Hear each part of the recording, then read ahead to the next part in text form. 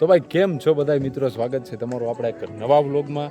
અને આજે હું મારા મિત્રોની સાથે આવી ગયો છું જુનાગઢનો એક ફેમસ ડેમ, જ્યાં લગભગ તમામ લોકો આવ્યા હશે. અને ખાસિયત એ છે કે ડેમની બાજુમાં દાતાર હિલ્સ છે, જે ખૂબ ફેમસ પ્લેસ છે અને એની સાથે આસ્થા પણ જોડાયેલી છે.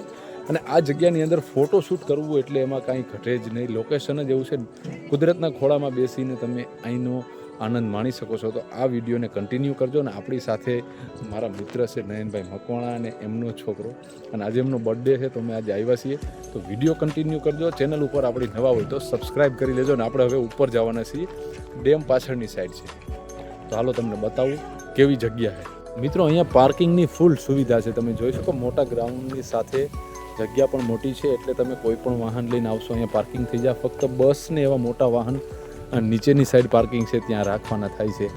તો મિત્રો આપણે જો અત્યારે થોડાક પગથિયા ચડી અને ઉપર આવ્યા છીએ, તો તમે લોકેશન જો અહીંથી નીચેથી મસ્ત લોકેશન છે. અત્યારે 3 વાગ્યાનો સમય થઈ ગયો, એટલે ટાઈમ સારો છે, મસ્ત.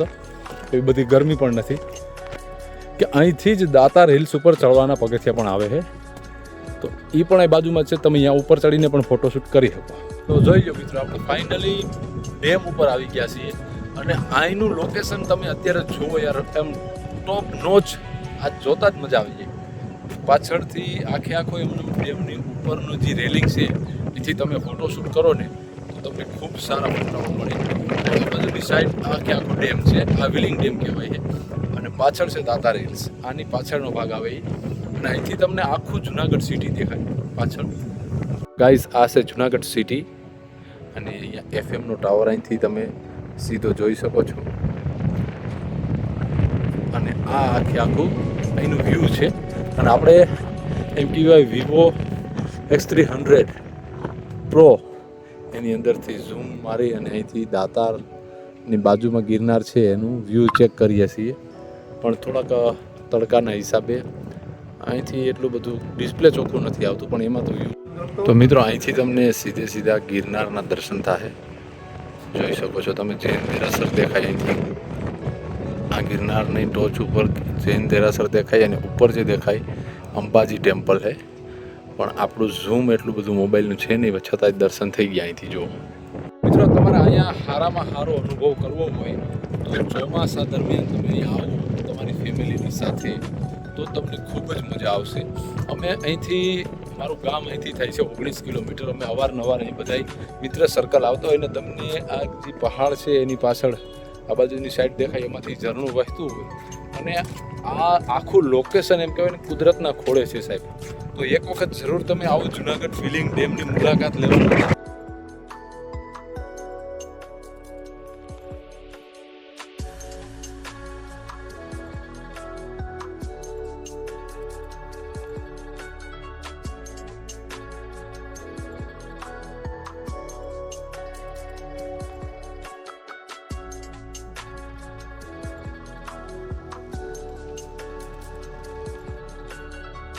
તો મિત્રો તમારે અહીંયા આવો તો અહીંયા તમને ખાવા પીવાની પ્રોડક્ટ થોડીક મોંઘી પડી શકે, કારણ કે ગામ કરતાં અહીંયા થોડોક બમણો ભાવ લેવામાં આવે છે. તો તમારે ક્યારે પણ અહીંયા ફરવા આવો તો તમારું જમવાનું તમે સાથે લઈને આવજો, અથવા ગામમાંથી જુનાગઢમાંથી શોપિંગ કરી લેજો.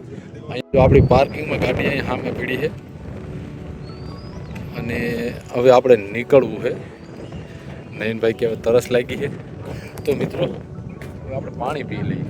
અહીંથી જોઈએ બોટલ કેટલાની આવે પાણી. લોકો અહીંયાથી એમ કહેવાય દાળિયા અને લોટ વેચાતો લઈ અને માછલાઓ અને કબૂતરને પણ નાખે છે મિત્રો, જો અહીં વેચતા હોય છે. તો તમે થોડું ઘણું મનોરંજનની સાથે, મોજ મસ્તીની સાથે દાન પણ કરી શકો છો. ઘણા લોકો અહીંયા નાખતા હોય છે.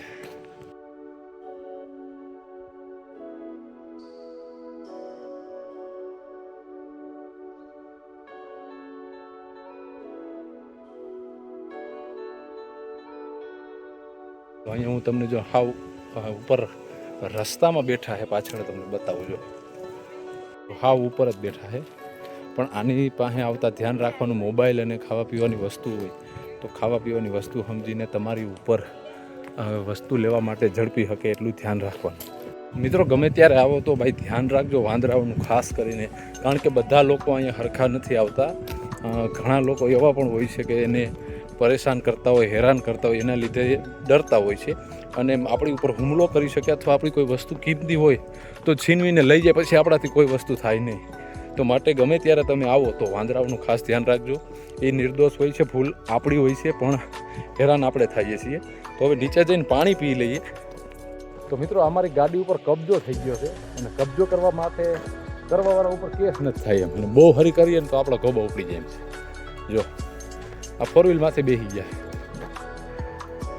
કેમ છે, આને હવે મજા આવી ગયો ભાઈ.